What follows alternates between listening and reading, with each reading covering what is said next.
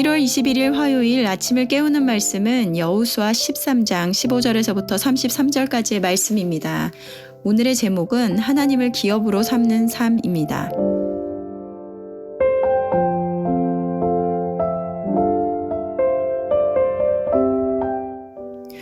어제 말씀부터 가나안 땅의 분배에 관한 말씀을 해주고 계십니다. 오늘은 르우벤 지파와 갓 지파, 그리고 므낫세 반 지파, 그리고 레위 지파가 분배받은 기업에 대해서 상세히 기록하고 있는데요. 기업의 사전적 의미는 무엇일까요? 기업이란 조상 대대로 내려오는 재산이나 사업을 뜻합니다. 이스라엘에서 기업은 주로 토지였는데요.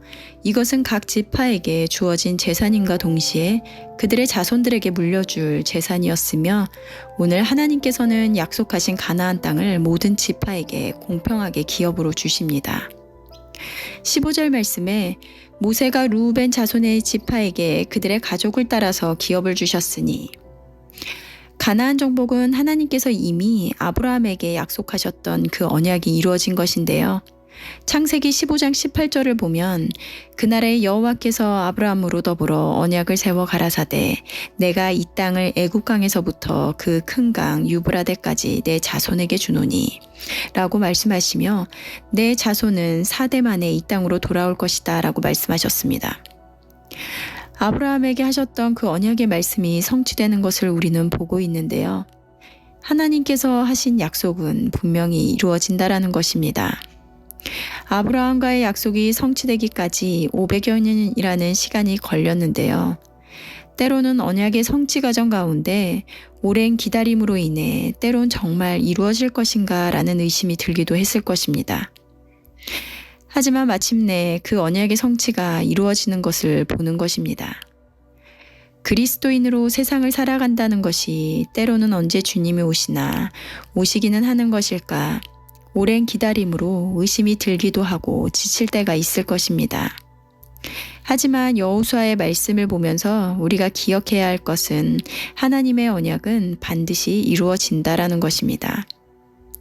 32절 말씀에 요단 동쪽 여리고 맞은편 모압 평지에서 모세가 분배한 기업이 이러하여도 오직 레위 지파에게는 모세가 기업을 주지 아니하였으니 이는 그들에게 말씀하신 것과 같이 이스라엘의 하나님 여호와께서 기업이 되심이었더라.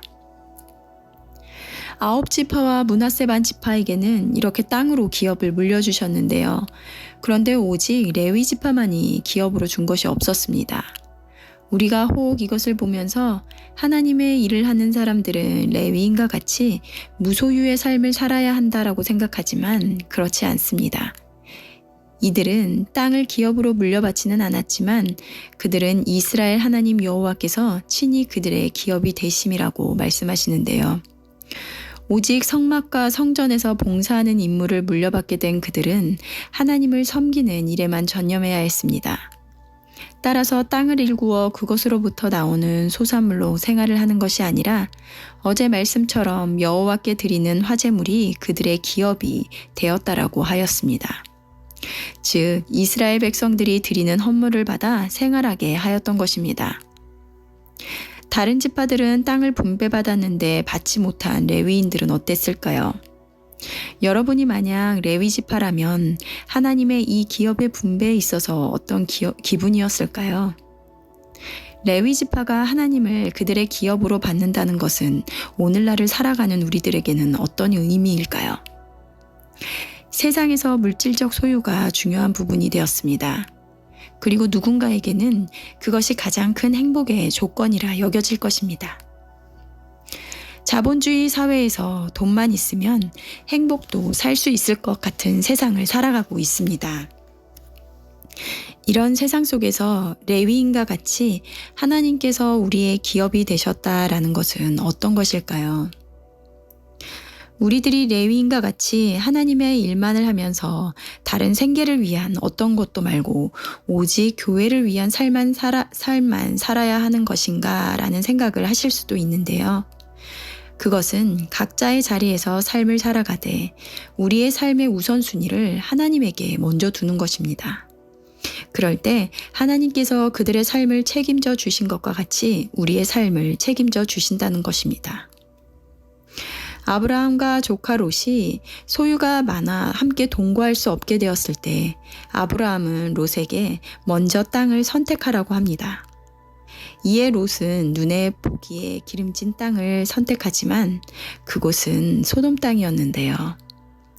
롯이 떠나고 하나님께서는 아브라함에게 눈을 들라고 하시며 보이는 땅을 너와 내 자손에게 주리니 영원히 이르리라 말씀하십니다. 하나님의 사람에게는 어느 땅이 중요한 것이 아니라 하나님의 자녀가 밟는 땅, 어느 곳이든 축복의 땅이 되기 때문에 아브라함과 같은 선택을 할 수 있는 것입니다. 하나님의 자녀된 자의 축복이란 이런 것입니다. 여러분들에게는 이러한 믿음과 감사함이 있으신가요? 오늘의 말씀을 묵상하시면서 하나님을 기업으로 받은 자들로 기쁨과 감사가 넘치는 오늘이 되시기를 바랍니다. 기도하시겠습니다. 하나님 감사합니다. 오늘 말씀을 통하여 하나님을 기업으로 받은 자들이라는 것이 어떤 의미인지 생각해 보게 됩니다. 눈에 보여지는 땅을 분배받지는 못하였지만 하나님께서 영원히 함께 하심으로 그들의 삶을 책임져 주신다는 것이 얼마나 큰 특권인지 생각해 보게 됩니다. 하나님을 기업으로 물려받은 우리들이기에 세상의 소유에 얽매이기보다 하나님이 주신 사명을 기쁨으로 감당하며 예배자의 삶을 살아가는 것이 가장 복되다라는 것을 고백하는 오늘이 되게 하여 주시옵소서. 눈에 보여지는 것에 마음을 두지 않고 하나님께 마음을 두는 우리들 될 수 있게 하여 주시옵소서.